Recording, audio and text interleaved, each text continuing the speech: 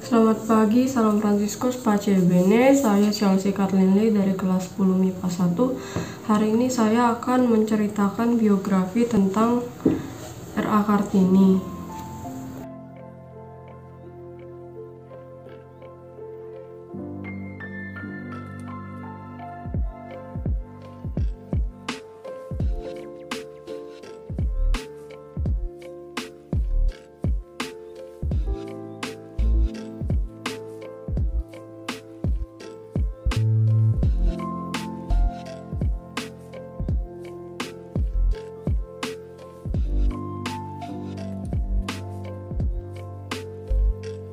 Yang pertama, biodata. Nama lengkapnya Raden Ajeng Kartini Djojo Adiningrat. Nama lainnya itu R.A. Kartini. Tempat dan tanggal lahirnya di Jepara, Jawa Tengah, 21 April 1879. Wafatnya di Rembang, Jawa Tengah, 17 September 1904. Agamanya Islam. Orang tuanya Raden Mas Adipati Aryo Sosroningrat sebagai ayahnya dan M.A. Ngasirah sebagai ibunya. Saudara kandungnya R.M. Slamet Sosroningrat, P.A. Sosrobusono, dan R.A. Sulastri. Habis itu ada lagi Drs. R.M.P. Sosrokartono, R.A. Rukmini, R.A. Kartinah, R.M. Muljono, R.A. Sumatri, R.M. Rawito. Suaminya K.R.M. Adipati Aryo Singgih Djojo Adiningrat.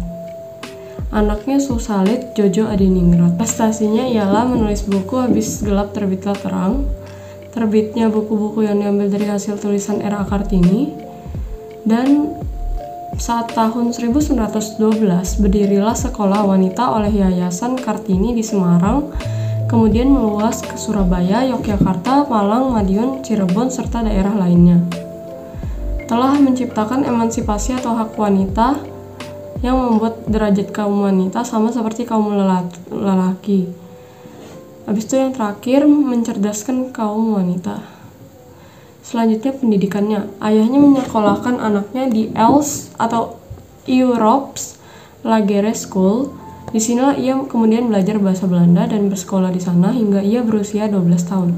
Sebab ketika itu, menurut kebiasaan mereka itu, anak perempuan harus tinggal di rumah untuk dipingit. Keistimewaannya dia tuh tulisan-tulisan Kartini yang berisi tentang makna ketuhanan, kebijaksanaan dan keindahan, peri kemanusiaan dan juga nasionalisme. Habis itu pemikiran-pemikiran yang diungkapkan olehnya yang banyak menarik perhatian masyarakat saat itu, terutama kaum Belanda, yang membuat pola pikir masyarakat Belanda terhadap wanita pribumi berubah saat itu. Habis itu, ia bersikeras dan pantang menyerah dalam mewujudkan cita-citanya itu. Cita-citanya ialah menjadi seorang guru, melihat perempuan pribumi dapat menuntut ilmu dan belajar seperti sekarang ini. Habis itu, memajukan dan menaikkan emansipasi atau persamaan hak wanita dalam masalah sosial yang terjadi kepada kaum wanita.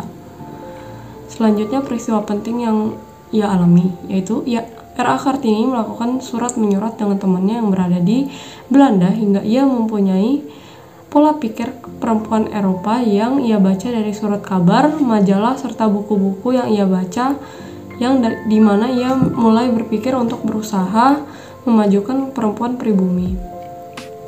Yang kedua tuh, dia membuat surat yang sangat tajam dan mampu menggertakkan pembacanya di usia yang muda, sekaligus mengubah pandangan orang-orang terhadap kaum wanita, yang dimana berisi tentang yaitu makna ketuhanan, kebijaksanaan dan keindahan, peri kemanusiaan dan juga nasionalisme. Surat-surat yang Kartini tulis lebih banyak berupa keluhan-keluhan mengenai kondisi wanita pribumi. Ia melihat contoh kebudayaan Jawa yang ketika itu lebih banyak menghambat kemajuan dari perempuan pribumi.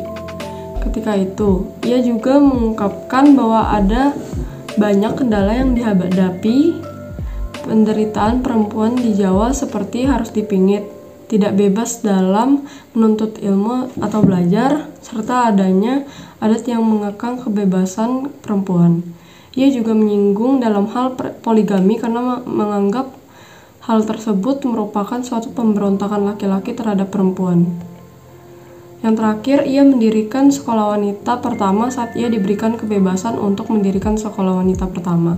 Sekolah itu berdiri di sebelah kantor pemerintahan Kabupaten Rembang yang kemudian sekarang dikenal sebagai Gedung Pramuka. Demikian biografi tentang R.A. Kartini yang dapat saya sampaikan. Mohon maaf bila ada kesalahan kata. Terima kasih. Selamat pagi. Salam Fransiskus Pace Bene.